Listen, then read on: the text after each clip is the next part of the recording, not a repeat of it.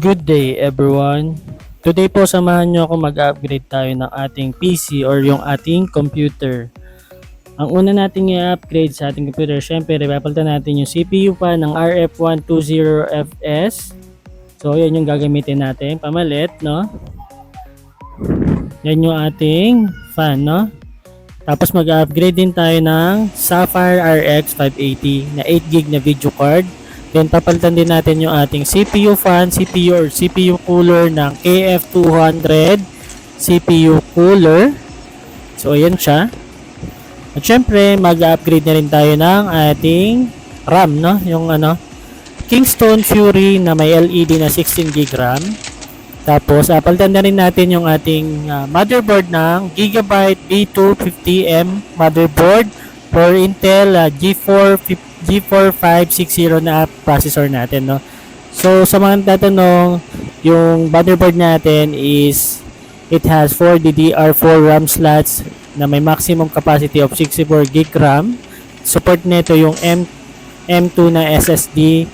It also supports yung other processors na like 6th gen or 7th gen like i7, i5 or i3 or yung mga Pentium nyo na processor, no.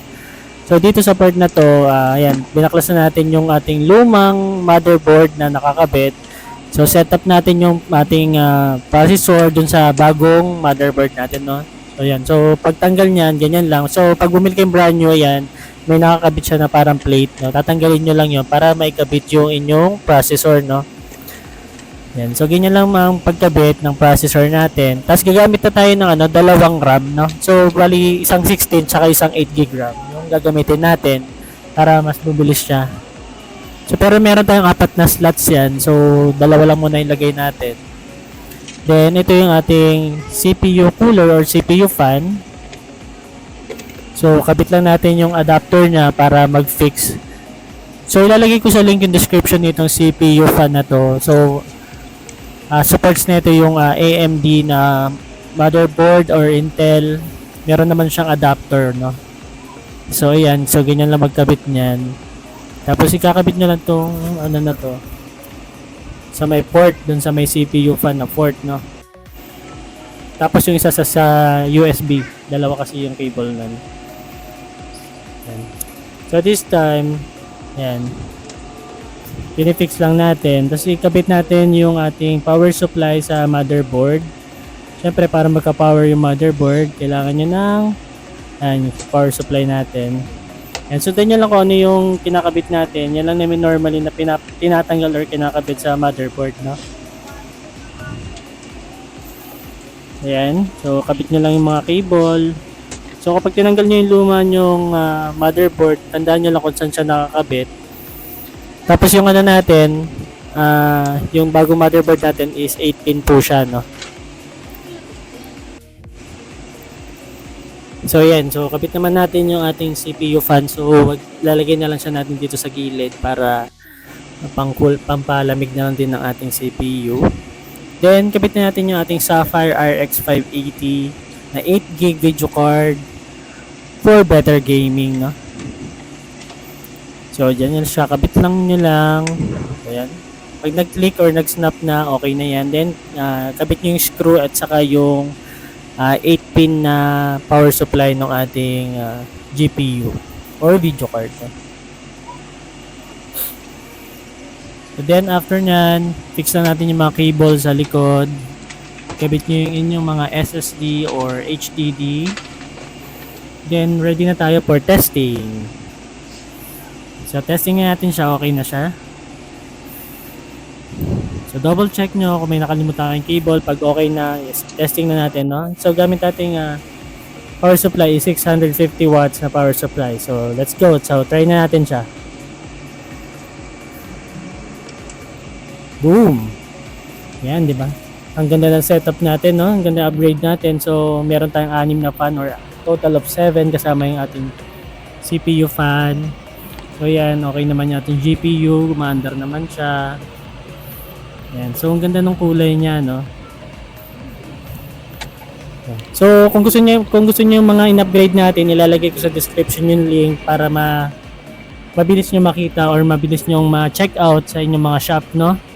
So yan, konting setup lang tayo sa ating CPU or sa computer natin. Yan, then ready na, no? So, ayan. So testing natin yung ating computer, syempre. Test natin yung performance. Yan. Yan. So kapag ka nag-avail pala kayo nung yung CPU fan natin, yan, yung cooler natin, may kasama yung application, no? Kaya mas mamomonitor nyo yung init, no, na meron yung inyong unit. So dito, yan, kinapit lang natin yung ating consoles or yung ating driving wheel. So magte-test tayo ng game, no, which is yung Initial D. So kung familiar kayo sa Initial D, yung mga batang 90s diyan, alam nyo to, no. Yan, Initial D, no. So makikita nyo to sa Worlds of Fun or sa Time Zone. So ito yung Initial D na game. So in-install ko siya sa PC natin. So kung gusto niyo na itong game na to, PM niyo lang din ako. Or pwede ko i-installan sa PC sa bahay nyo. Or i-remote na lang natin kung meron kayong ganitong driving wheel. Or kahit anong setup, yung Matic or yung merong yung may steering wheel or yung may cambio or yung may pedal. Yan, basta may steering wheel kayo na pang PC, yan, pwede ko kayo setupan yan, i-PM nyo lang ako. So yun yung interface ng Initial D. Ito yung latest version, no? Kung naglalaro kasi sa mga Time Zone or sa Santa Lucia or sa Worlds of Fun, merong ganito, Initial D na racing game. Ito yung latest na version, no? Pwede ko kayo installan, basta DM nyo lang ako sa TikTok or sa Facebook, no? So yan, testing natin yung laro. So magandang game to, no? Drifting game. So meron din tayong game ng Forza Horizon 5 or Need for Speed, meron din tayo. So for now, itong gagamitin natin pang testing, no? Which is yung ating Initial D Arcade 02, no? Version 2. Ayan. So kung familiar kayo, gusto nyo sa mga racing game, ito yung nababagay sa inyo, no? Pero make sure na dapat may GPU or may graphics card yung inyong computer kasi hindi siya gagana kapag wala siyang graphics or yung built-in graphic card lang yung meron kayo, no? So ayan, so ulitin ko ulit, ilalagay ko sa description yung mga ginamit nating pyesa or yung mga parts na in-upgrades natin para mabilis nyo makita kung sakaling gusto nyo mag-upgrade. At kung gusto nyo na itong game na to yung nilalaro ko, which is yung Initial D Arcade 0 version 2, meron din yan yung version 0, yung version 1 which is yung Arcade 0.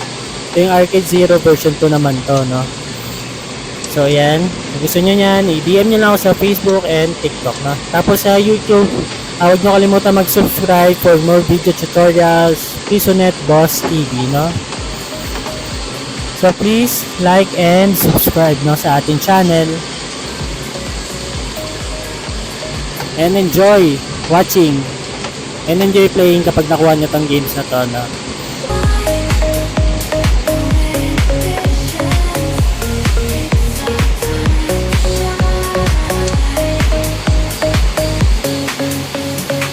Lights are flashing, bodies moving, DJ playing, groove is soothing, sweat is dripping, hearts are racing. In this moment, no hesitation.